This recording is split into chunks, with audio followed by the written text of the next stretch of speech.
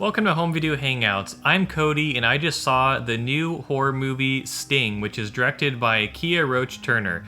And believe it or not, this was actually my favorite movie that released this week. I could tell as soon as I saw the trailer for this movie, it was going to take influences from other horror movies with spiders I liked, such as Arachnophobia and my favorite spider horror movie, Eight-Legged Freaks. With that being said, though, there is much less comedy in this movie than what we would see in something like Eight-Legged Freaks.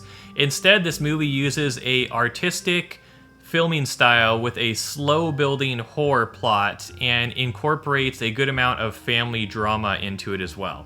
And I actually enjoyed this style quite a bit. While the slow-building horror was different than what we'd see from a more comedic type of movie, it was still campy and fun to watch, and it had a great sense of progression where as we see the spider grow in this movie, we see more and more action and violence happening, which is really cool.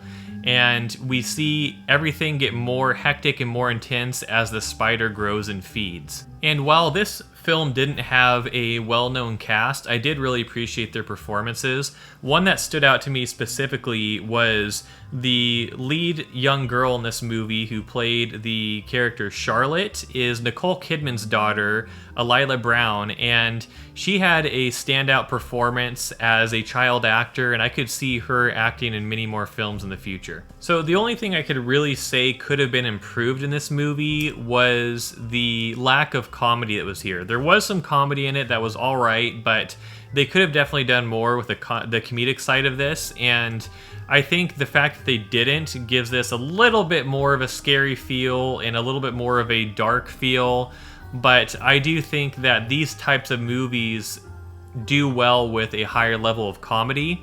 And so I think that it was an interesting decision to not have too much comedy in this, and it could have been maybe a little bit better if there was a little more comedy, but that's just kind of my perspective on it, and I think that could be up to debate. Some people may like that there's less comedy in this, some people may want more, but that was the only thing I could say maybe could have been improved here. So in conclusion, I very much hope this movie gets a good 4K physical media release because I would definitely buy it. And I can easily rate this movie 8 out of 10. It wasn't my favorite horror movie or my favorite spider movie ever, but it was very enjoyable to watch, and I would watch it again.